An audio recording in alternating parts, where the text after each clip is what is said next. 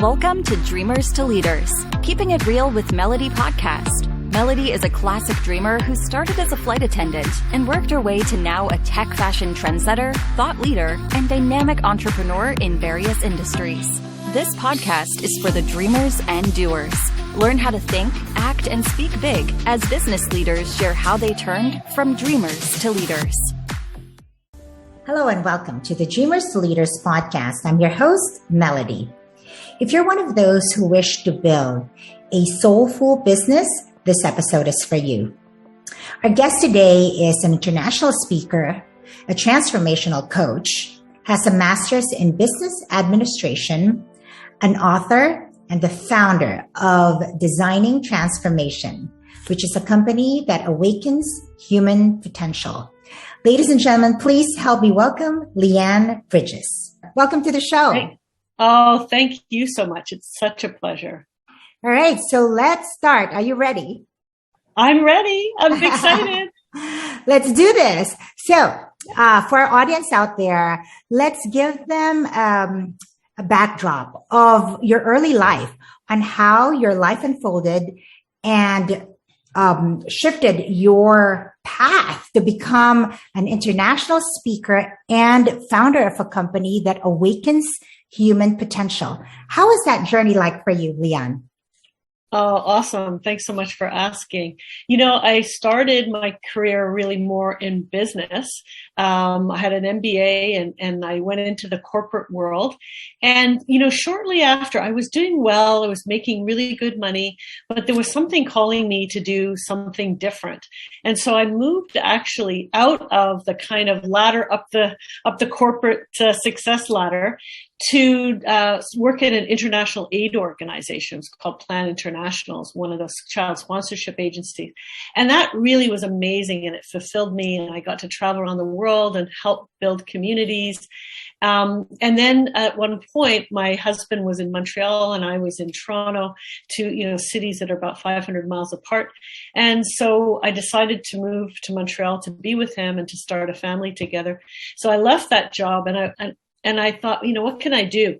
And at the time, there wasn't as much not-for-profit in the Montreal area unless you were fluently bilingual. And I wasn't. So I thought, well, I don't want to go back to the corporate world. I don't have as many opportunities in not-for-profit. So why not start my own business? Kind of crazy. I didn't speak French very much, and I didn't have any network whatsoever in this community. Well, I thought, well, you know what? It would have been harder leaving when I had a good job. I was actually, starting from scratch. So I started my own business and I started doing business consulting, and I grew that over like 10 years and started with really small businesses and then became going back into large corporations.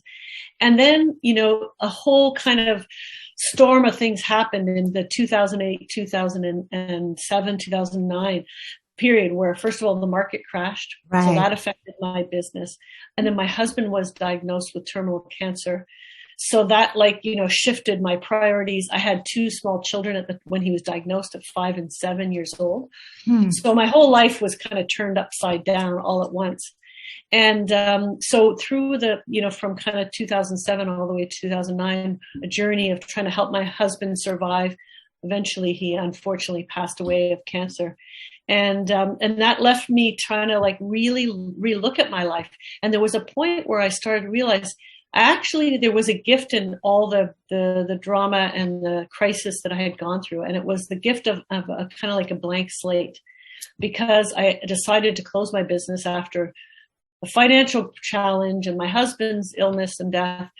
And so now I had to decide what I was going to do with the rest of my life. And I had two young kids who were really mobile. I could go to Bali if I wanted to, which I did explore and live there, or I could, stay here to create something new. So I decided to really try to figure that out for myself. What was that next stage? And I was kind of excited with this idea of a blank slate. And through my process, I started taking what I used to do for companies, helping them figure out their vision, and put it on myself and say, okay, what is my strengths? What is the things that I'm really good at? What do I love to do? What did I do naturally? Which I used to ask companies of that. And as I started to do that, it started to percolate from within me. so often people look outside of themselves to try to figure out, oh, that looks interesting. I'll try that. Or my friend Mary does this. Maybe I should try that. Whereas what I had learned in corporate consulting is you have to look at the inside of a company to be able to express its greatest message out to the world. It's the same with us. So I started to create that for myself, and then realized that I could extend that and help others do the same thing and figure out where they really thrive. And that intersection between where your passion meets your purpose and meaning, where your expertise and your own personal journey, because we don't want to, separate our professional and our personal life. We are one human being. And when we can bring all that together with our talents and so forth, we can create something really amazing. And so I really use that experience to try to redefine my life and then help others to do the same. And that's what I've been doing for the last 13 years. And part of it was really bringing the spirituality that, when you lose somebody, often that kind of makes you think about, when someone's really close to you, where do they go? So I wanted to understand from a soul perspective, what was the purpose in the trauma and crisis? How do I bring that into my work and be of service to others? And then along the way, realize that personal development I had to become the person that aligned with the vision I wanted to create, which was to help people to live creatively, passionately. But I had to change myself to get there. And that's one of the biggest lessons in the last 13 years since my husband died and developing my new company called Designing Transformation. We have to become aligned with where we want to go. We can have all the dreams and all the ideas and even all the amazing skills to get there. But if we don't change our mindset, we can't get there. So that's a long way around. But No. So that actually explains the name of your company, Designing Transformation, because it's truly about transforming one's life, right? Yes. And making sure that it speaks to them. So designing it, tailoring it according to the individual human being, right? Yeah.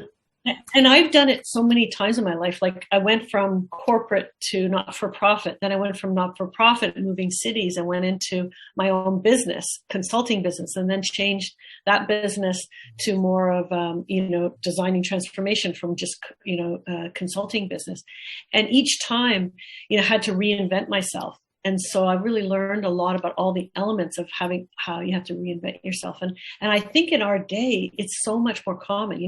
Previous generations stayed in one job for their whole life. They may have even maybe changed companies. My parents' generation didn't even change companies. Right. But now these generations, it's like, you're really going to have 2, 3, 4, 5 different maybe careers in your life.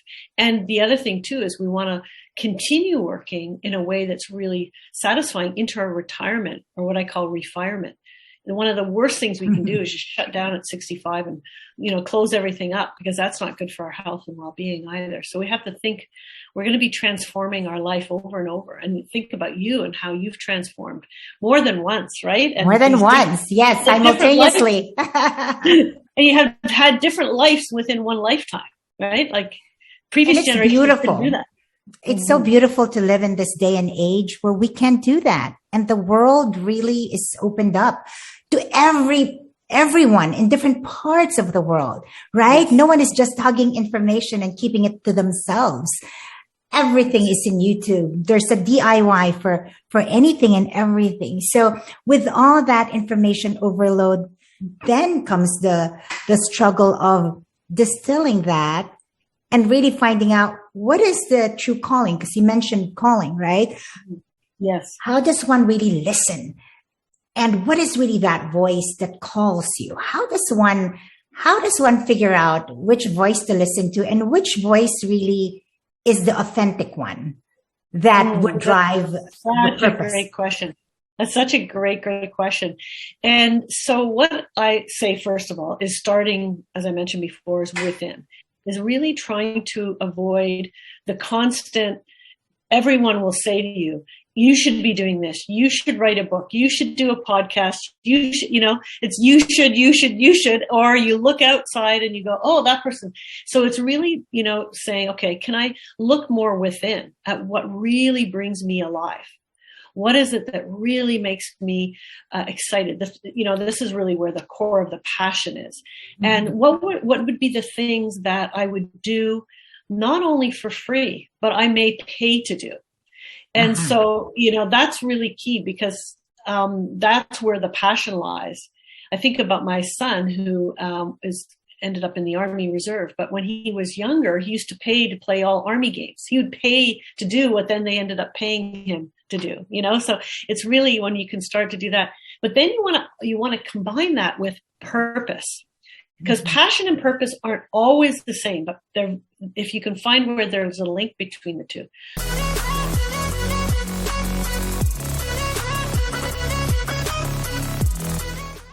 So like I say often, I love skiing, but I don't have a lot of purpose in it. Maybe if I was teaching skiing, I might feel some purpose, but I really love inspiring people. I love career and business. I love innovation and leadership, and it brings meaning to me. So that's where I have that two things that combine together to really help me feel engaged and alive in my work. That's the first step. Right. I think personally, just listening to you, I'm thinking, oh my God, that's kind of maybe where it's a little bit of a problem with me, because I get excited a lot with a lot of things. And I'm thinking, I'm excited with this one and I'm excited with that one. Which one am I really super excited about? But awesome. And that's a typical really a typical trait of an entrepreneur. So I call it a multi-passionista, or one of my clients. Oh, I like it. You're a multi-passionista. And so many of my clients are entrepreneurs or want to be entrepreneurs. And that tends to be a common trait. And I was mentioning this to a woman, potential client today, same thing, because a lot of people who are very specialists, they really like to dive deep into content. Yes. They may be an IT person, they may be an accountant, whatever. They're not necessarily designed to be an entrepreneur. They could be, but it's more the multi-passionistas that are more generalists. I've never really heard that, but I like it. Yeah. And what you think, that's where innovation, it's one of the things we have to know about ourselves, because a lot of people who are very generalists, they get down on themselves because they start this and they start that and they maybe don't finish these things. I'm not saying that about you, but a lot of people that are generalists are like that. And they go, just if I could knew exactly my niche or my little thing. Right. And I say, well, that's your strength, is your generalist. The fact that you are that, because you can see patterns and bring things together that nobody else brought together, And you know what? So I heard Elon Musk is the same. He knows enough, obviously, to be able to really have that meaningful, intense dialogue with, the scientists and the astronauts and the inventors, etc. But then again, have all these information and knowledge about other aspects as well that makes him kind of a jack of all trades, but on a super high steroid level, right? That's it. Exactly. But it's really important that you know it and you leverage that. So if you're not like that and you're a specialist, so this is one of the things I kind of help people in my Thrive Zone is identify their natural way of working. And that's one of the characteristics, one quadrant, I would say, is being what I call a starter, someone who's a generalist, loves to start things, who's very creative. And if they had an hour to spend, they would be spending it on ideas and innovation and creative, like Elon Musk. It sounds like you as well. And like me, that's who I am. They're generalists. Now, a very opposite type of person is somebody who loves to do deep research into things. And of course, you can see yourself in all the quadrants, but you will see yourself resonating in one more than another. And so that specialist loves to be that expert, really deep expert, and like to go really deep. As you mentioned, Elon is more a breadth and at higher level. The other person goes deep and doesn't have the breadth. Right. And then there's two. If I just go two other types of people, there are ones who are connectors. they love connecting people, and they would, if they had an hour, they would only spend just being with people. Hey, did you know such and such? And then the fourth one is a builder, someone who loves to take the ideas of a starter and put processes together and structures and build, businesses, and take that idea and actually execute. So we have to know where our biggest strength is and maybe where our second one is to help us. Really I agree with you. Finding your strength and really utilizing that, and how you describe the quadrant way back. We did this Kobe assessment. Have you heard? Yeah, I have. I don't know it, but I've heard of it. Yeah. Yeah. So it talks about the quick start, the fact finder, and so also four major ones.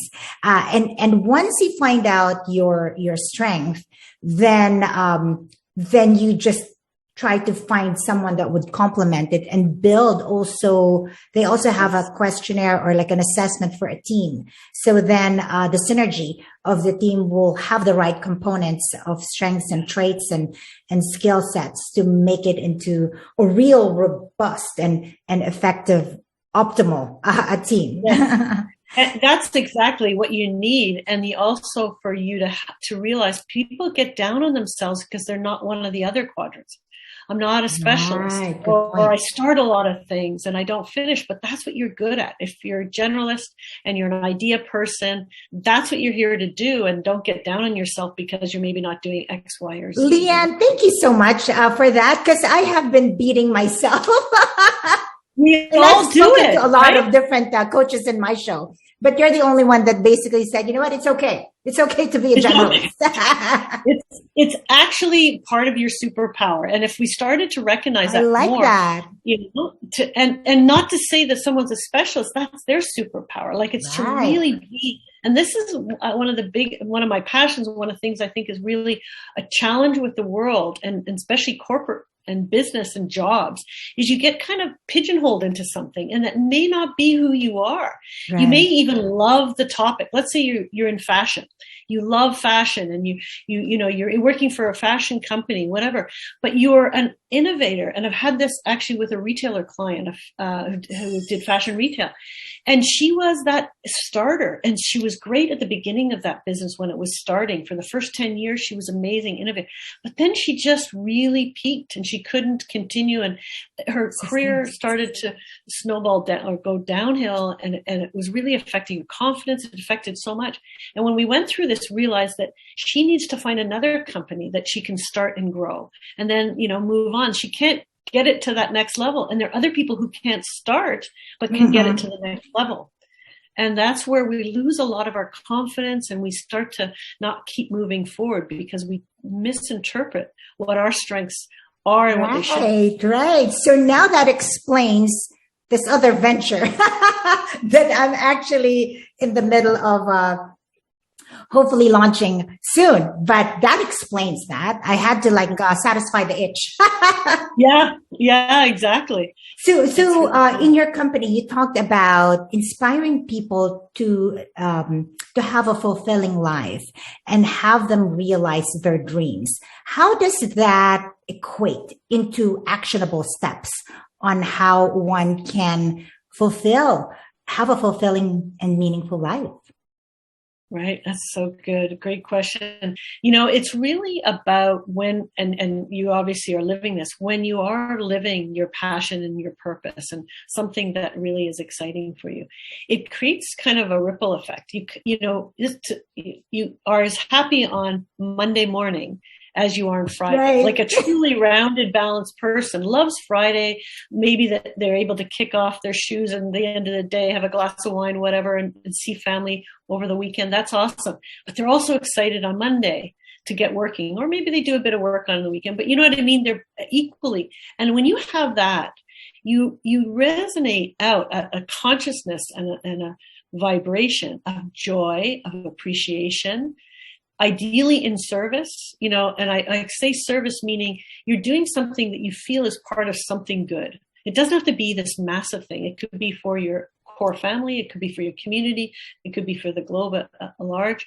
But when you feel you're doing something good, it really helps you to feel good about what you're doing and have longevity around it. And there's some great research that says when you're connected to your passion and purpose, that you live longer, you live healthier. There's so much research. There's a book by that I can't remember his last name, but it's called The Blue Zones. And he looked at the places where in the world where they lived to 100 on a much higher level than anywhere else, and they were healthy. And he found that there were 9 things in common of these blue zones. There was a place in Costa Rica, a place in Greece, and so forth.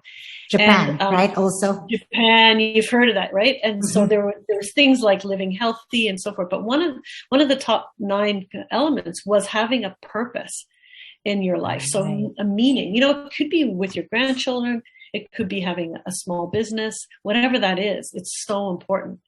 But when we talk about kind of concrete steps, what I like to kind of help people realize it's like a roadmap. It just doesn't like all of a sudden you wake up and here I am and I've got my clarity and I'm doing it, right? And it's taken me years to kind of work this process out because I started with the Thrive Zone, trying to figure out, like I mentioned before, working from within, understanding the passion and purpose.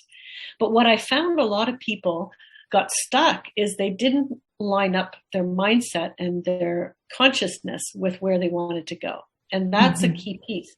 When you don't believe that you deserve, there's like a total pandemic of unworthiness in our world. People don't feel worthy. They don't feel that they can do it because they don't believe they, deserve. They deserve to be happy. They don't necessarily, and this comes from the deep psychology of where they, how they were brought up, the society they were in, the culture, and so forth. So when you don't even believe you deserve something, you can imagine it, you can have all the skills, but until you work through that, I am worthy. And just by virtue of being alive, not because I worked so hard and I did this or whatever, as a human being on this planet, we're all worthy. And if we all could know our worth and our value, we wouldn't be competing with one another to try to show I'm more worthy, or, that comes from a lack perspective. So it's that mindset that's so critical, and working through some of these barriers that really get us stuck. And there's some very common ones that we all have. And it's not like, I'm better than you or whatever, that one has got over them. It's like our life journey to overcome these. And that's a really key part. So some of the sound bites that I heard, that if we connect it together, I heard higher purpose. I heard fuel, fueling, because your calling, longevity, now, because if you find your purpose, it seems like once you do your inner work and you find your purpose and that there's a higher calling, higher purpose, because it's for other people, let's say a mission that you have, right? Then it fuels you to sustain that energy, to continue and arrive at the destination that you want. Because you can always start, but if your passion is not the true passion and it's not strong enough, it's not really going to fuel you to that real, purpose, right? So passion, purpose.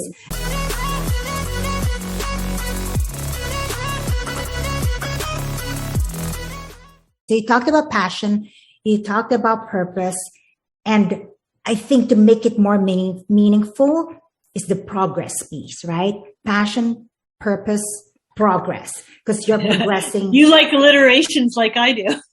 And prosperity is key too, right? That's how we need to keep it. And this is something that when I first met you, we had a bit of a discussion about, because I think it's so important that we can't right now live on this planet without some sort of form of money or income or whatever. But often when we try to move into our passion from something and we do it dramatically, sometimes it works, but the vast majority, it puts us in a lack perspective. And that comes back to the mindset again, because we need that new passion project to feed us. We need it to pay the bill mortgage, to help us with our kids or whatever.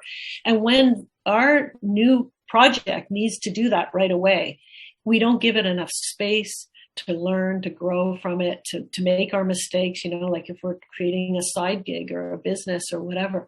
But when we actually do it as a side thing, and we're actually working, making some money and doing something on the side, that helps us a lot. Not to say everybody has to do it that way, but or if we have a little bit of savings, or we're married and maybe we can, live off another person's income for a while, where we don't have that feeling like I've got to get this up and running in 2 months and I have to make a whole bunch of money. That is the death knell for your kind of project. Yeah. Oh, 100%. Money is part of the equation. If we're trying to go holistic and looking at the totality of a person, we can't just be all, let's say, mental or spiritual or what have you, right? It has to have all that balanced component. Otherwise, then the person gets stuck, right? Yes, then the person doesn't evolve. Then it doesn't really progress to the degree. So I agree with you. That's all integral part of the piece that needs to be meshed in the equation. I agree. So let's talk about roadblocks. I know that some of your contents really have a lot of tips on uncovering the roadblocks and maybe ways to overcome those.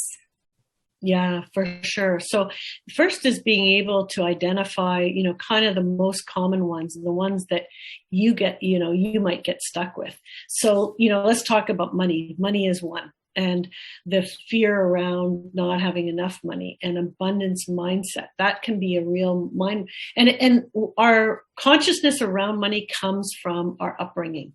It comes from how hard it was for us to earn first love. If our parents didn't give us a lot of love, or sometimes gave us love, and that is usually what set us for how we actually see earning, because we had to earn our love, we had to learn affection, we had to learn attention. Same thing as school and our colleagues, or not our colleagues, but our peers at school. We had to fight every tooth and nail. It may indicate how we are about feeling, is this an abundant world, or is it very much a world of lack? And so when we can start to look at our life and see from where we came from and what kind of consciousness we live in, and how we see money. One of the things I ask people to do is to just take a second and close their eyes and just say to themselves, and just kind of tap into their body and say the words, I love money. I love money. And when they do that, see what comes up for them. And a lot of people go, oh, I feel greedy. I feel, and that tells you right away, okay, I actually have a relationship that I need to fix with money, because money isn't good or bad. It can be used for both.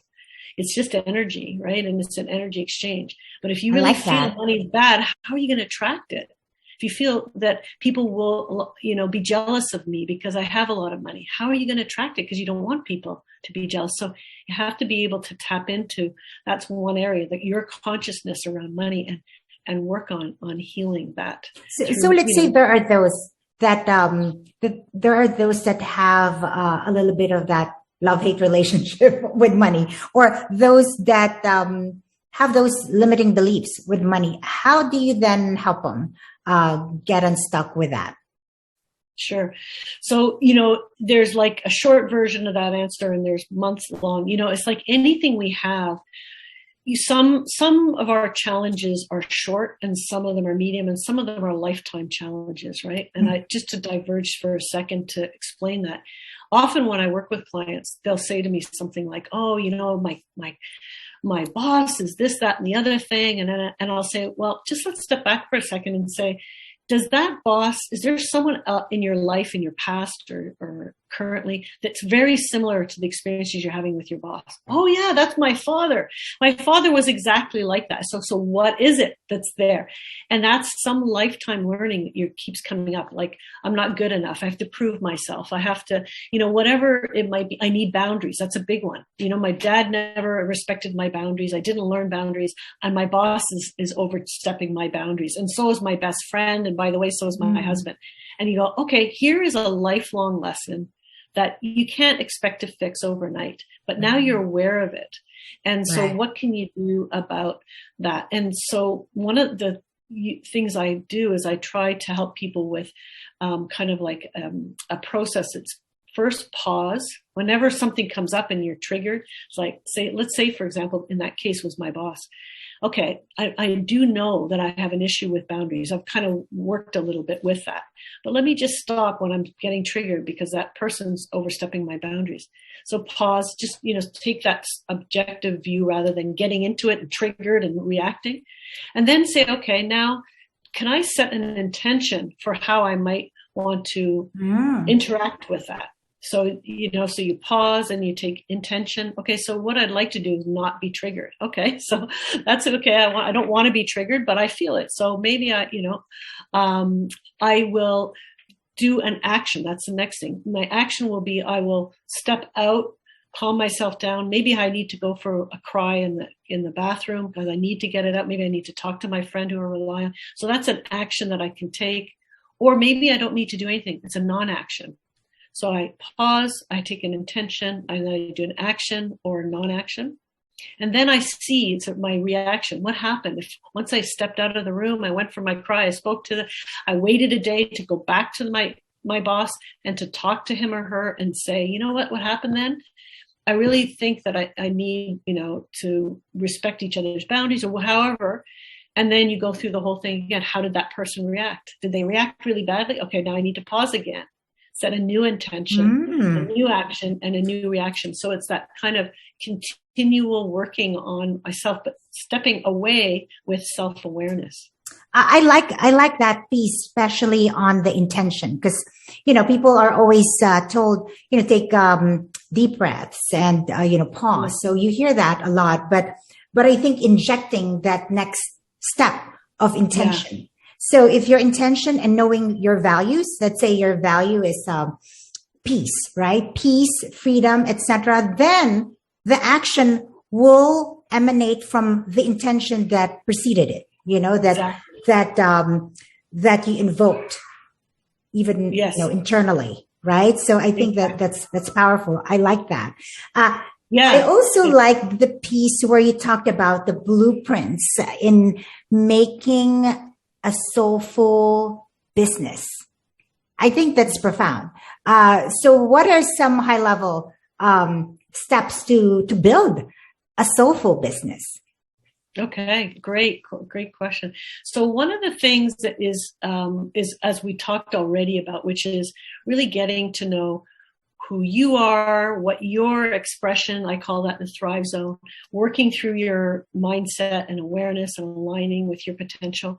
Then if you come out of that and you say, you know what, I'd really like to start a business versus a lot of people say, I would like to expand in my career and get to the next level. But let's say you want to start a business or you want to expand your business, then there's really some key steps.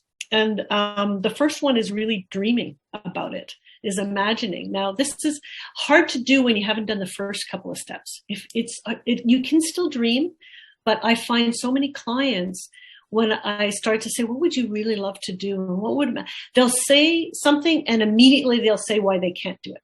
Right. Immediately. And it's like two sides of their hand. Oh, I love to, do retreats, but I can't do that because, I don't have a certification in yoga or whatever it might be, right? It's this immediate. So you have to work on the first part a little bit so that you can at least dream without getting interrupted and edited constantly. And part of that dream is keeping it as like a baby that you would nurture and not necessarily share with everyone, because the minute you share it with some people, then they say, well, you can't do that. Even if you haven't said that to yourself, someone else may have said it to you. How can you ever make money doing that? That's not possible. I can't tell you the number of times. Right. That's also my challenge, not sharing. But I've heard a lot that would say, if you share, then instead of the potency of the dream, to be this much, it shrinks it a little bit. It dissipates it a little bit because of the other person's energy. May it be jealousy, may it be envy, may it be negativity or what have you. It dissipates. Or totally not seeing your vision, not being who you are and seeing that vision. And that's really critical. People, and sometimes it's your spouse.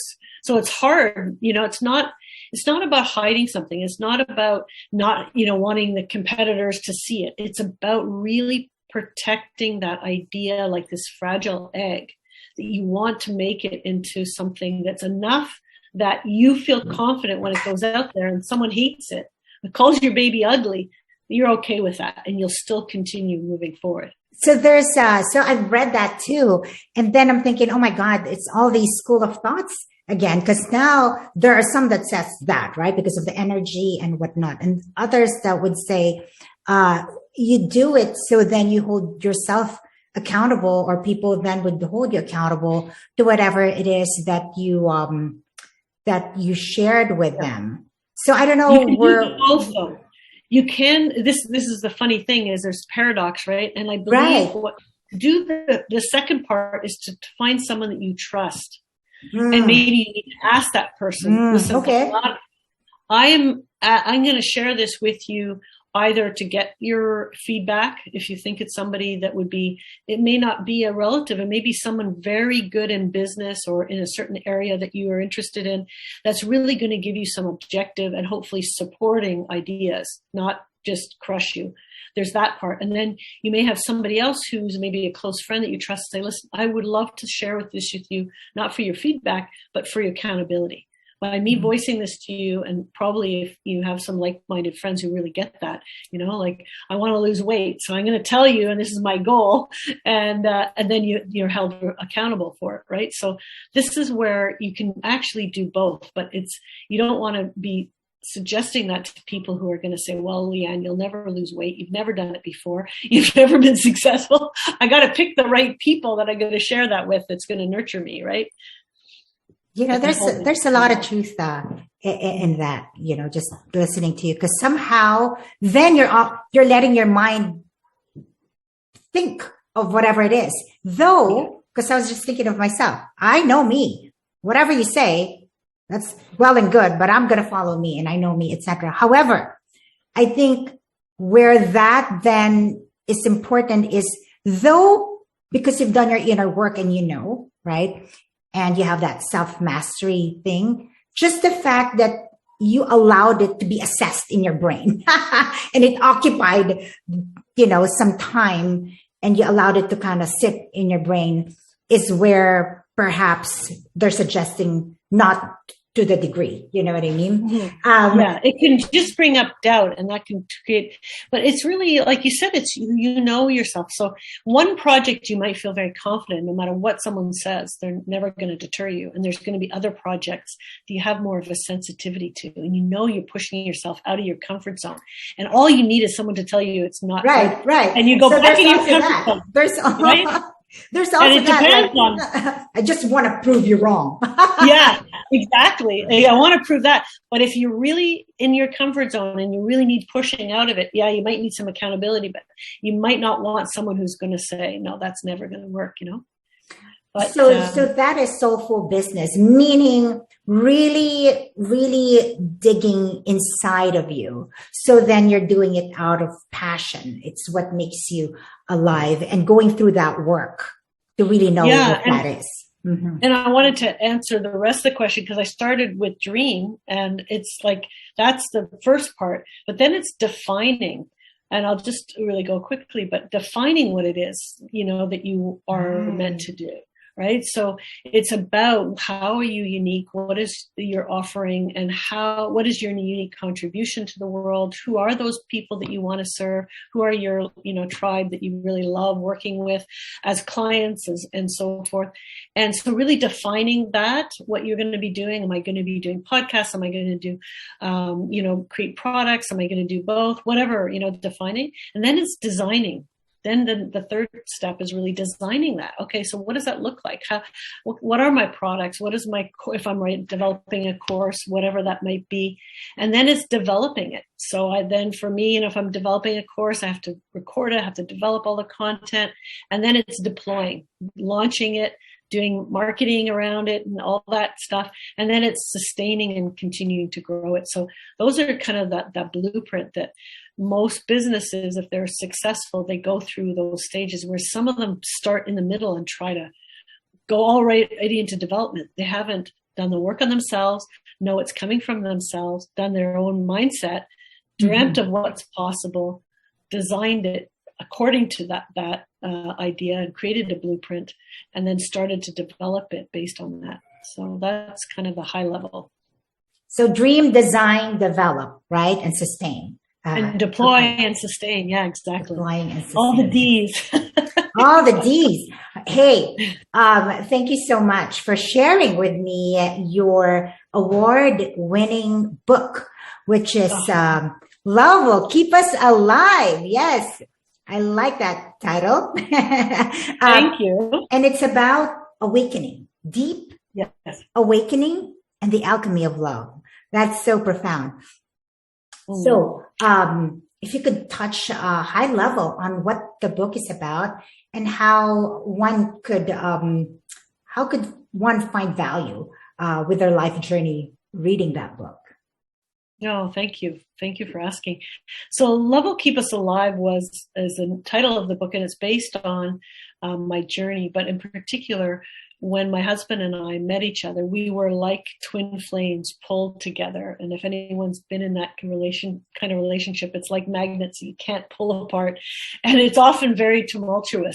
And at the time, the Eagles had come out with this song, Love Will Keep Us Alive, even when we're hungry. You know, that idea that if all we have is love, we'll be able to get through it. And so over many years of struggle, we finally did get together. And then so then when we got married in Bali, we exchanged rings, and in the rings were Love Will Keep Us Alive were engraved. Those were our vows. And it was the first song, of course, that we danced over the Indian Ocean, when we got married. But it was also the last words that he said to me when he passed away. And he said, more love, more love. And it was like, I thought, okay, what was that about? And so that was the start of my next journey to find out what was he meaning by more love.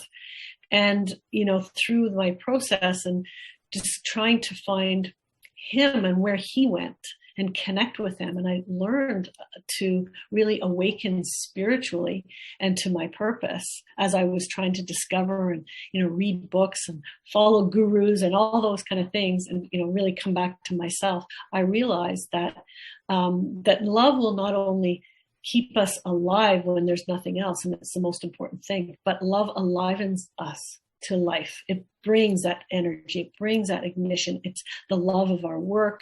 It's the love of others that we want to share. And it brings that energy. It's that passion part of things. And what I found with my twin flame was that he was just like a mirror for me, reflecting the love that most of us don't see in ourselves, that really being able to see in another someone who cherishes you and all you are, even with everything, we're not perfect. And when you see that love reflected, you recognize, I recognize in some ways it was absent in me. And so because I didn't love myself and have the worthiness for myself that I should, and like all of us should, because when we come from that self-love, not narcissistic love, but really loving and cherishing ourselves, then we can give that to another. So I saw that reflected in him, but when he passed, then it was like gone. It's like, where is it? And I was searching for it. So in searching for it, helped me to really discover it within myself. Because really, without you discovering it within yourself, you're always searching. You're always needy for the other one to fill that hole. That's where we break boundaries with other people. We want the other to do this. We then become conditional love instead of unconditional love. I love you no matter what you do, And so that was my story is very much about that. Finding love through him and then losing it and then having to discover it again with me. And then that was very much the catalyst for finding my passion and purpose in my life. Thank you for sharing that, Lianne. That is beautiful. Finding that true love that I think some would take so many lifetimes, to find it. Yeah. And you found it. So I think even the term twin flames is not so mainstream. When I was writing the book, you'd Google twin flame, you could find nothing back then. Nothing. 13 years ago. And so this was all channeled. And now I read it everywhere. I'm like, this is interesting. So this was parallel information coming through me, coming through others. And I never ever did any research on the stuff that I put in my book on twin flames. It all came through to me. And yet now you can do research and see all the same stuff. And I'm not saying they got it from me. It's just, it was parallel information coming down on this planet. It's sort of controversial because though the person involved feels that intense, unexplainable connection, then there's also a piece of that where a lot of people are debunking it because it seems to imply destiny, like you are allowing yourself to just say that, there is such a thing as, well, you're destined to be together. You're part of this. It's a soul, one soul in an eternal flame that got split, thus the twin flame. And finding that other soul is supposed to be the missing link, the last piece of the puzzle to make you whole, right? So it's so beautiful and so profound. Yeah. And then there's that destiny piece where a lot of people are saying, it's a fairy tale. I would love to even do another podcast with you just on the whole thing about twin flames. And, I think it's something that we're starting to learn, but was so funny because when you were talking, and it was 4:44 here in where I am in Montreal, and 444 is my number with my husband. Oh, every time. And, I'm a fourth birth number. I'm born on the fourth month. He is also, we're both fourth children in a lineup. Our son is his fourth. I mean, on and on and on. He even died on the fourth. 4 is a big number. And when I look at the clock and 444, I know it's him coming through. And when you were saying that, it was 444. Oh my God. So how do you then say that there's no such thing, right? Lianne, I have a synchronicity log, right? No, because every time that I think it's like that, you know what I mean? There's things that are just, I can't explain it, but somehow it has meaning. And now I think I'm on 400. You know what I mean? I have all these things that are just another 4. Aha! Not only that, I'm also the fourth child, right? That's amazing. There you go. That's so funny. Yes, I think there needs to be another segment on twin flame, only because also there's a certain pocket of people that are truly intrigued in that because of something burning that they just can't seem to put their finger on. And I don't know. There are some that are maybe out there and saying things about it, but really not an authority because maybe it's not really it. But hey, having more voice and an angle to it, and it's up to the individual, to kind of make up their own, right? Yeah, and it's like I would love to do. Just to answer very quickly, which is a big conversation. It's something that I'm always evolving and learning. Is the idea between destiny and your free will? Yes, and I think that my belief is, and this is kind of what I explored with my husband, because I learned to communicate with him on the other side. And that was how I wrote a lot of my book. And he's channeled through my book.